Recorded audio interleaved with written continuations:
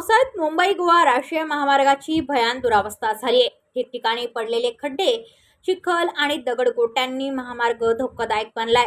महामार्गाच्या या प्रश्नावर खासदार सुनील तटकरे यांनी आज खारपाडा, पेण ते नागोठणे, इंदापूर, माणगाव पट्ट्यात पाहणी दौरा केला।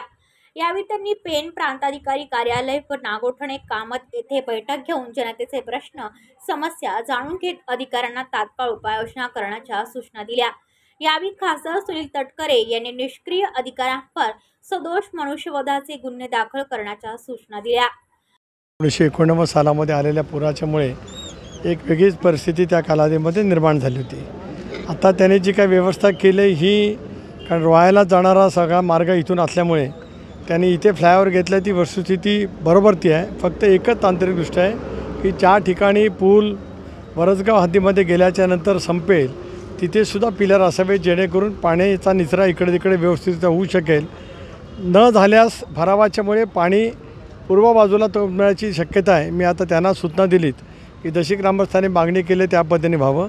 आता काम सुरू असेपर्यंत रोहावरून येणाऱ्या गाड्यांना असा वळसा घालून जे काही फिरावं लागतं त्याच्याऐवजी आमदार आदितीने सूचित केल्याप्रमाणे किंवा ग्रामस्थांनी सरपंचांनी मागणी केल्याप्रमाणे इथे आता मधला रस्ता थोडासा पाऊस कमी झाला तर मधला रस्ता तो करतील आणि इथून वाहतूक त्या ठिकाणी सुरू होईल। अपेक्षा असे की दीर्घकाळ या रस्त्याचं काम रेंगाळलं होते, वस्तुस्थिती काय नाकारता येत नाही। आज आपण पाहिलं तर खारपाड्यापासून मी पाहणी दौरा सुरू केला, इथून इंदापूर, माणगाव आणि मग थेट लोणेरापर्यंत दौरा आहे।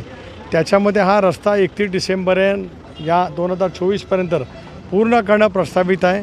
अशा वेळेला नागरिकांचं सहकार्य मिळालेलं आहेच, संयमसुद्धा खूप मोठ्या प्रमाणावरती दाखवला, परंतु ठेकेदाराने विशेष करून नॅशनल हायवेकडून जेवढ्या गतीने काम व्हायला पाहतं तेवढ्या गतीने झालं नाही। पण पहिल्या टप्प्यातल्या ठेकेदारांच्या वरती आणि अधिकाऱ्यांच्या वरती दखलपात्र गुन्हे दाखल करण्याचे लेखी पत्र मी दिलं आहे। कदाचित आज किंवा उद्या तशापेक्षा गुन्हे त्यांच्यावरती दाखल होतील।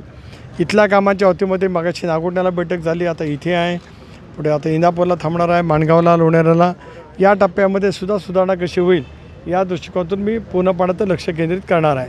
त्याचबरोबर बोला, बैठकीमध्ये नितीन गडकरी साहेबांची भेट घेणार आहात, नेमके कोणते मुद्दे ठेवणार आहात? नाही, याच्यामध्ये जे काही निधी मंजूर झाला आहे तो जुनं काम पूर्ण करण्याच्या दृष्टिकोनातून झाला आहे, परंतु प्रत्यक्षात साईटवरती पाहणी केल्याच्यानंतर काही गोष्टीची अधिक आवश्यकता भासणार आहे। अशा वेळेला तो निधी जो अतिरिक्त लागेल त्या निधीची मागणी गडकरी साहेबांच्याकडे करणं अत्यंत आवश्यक ठरू शकेल। आणि आजच्या दौऱ्यामध्ये ज्या ज्या ठिकाणी ज्या सूचना स्थानिक सरपंच किंवा लोकप्रतिनिधींनी केल्यात त्याचा अंतर्भाव करून पुन्हा जर काय त्याच्यासाठी निधी लागला तर ते गडकरी साहेबांकडून 100% मला मिळवण्यामध्ये यश येईल। Video reporter Dhamshi Sawant, KTV news, Raigad. आपल्या परिसरातील बातम्या आमच्यापर्यंत पोहोचवण्यासाठी स्क्रीनवर दिलेल्या क्रमांकावर संपर्क साधू शकता। दूरध्वनी क्रमांक 9833235011।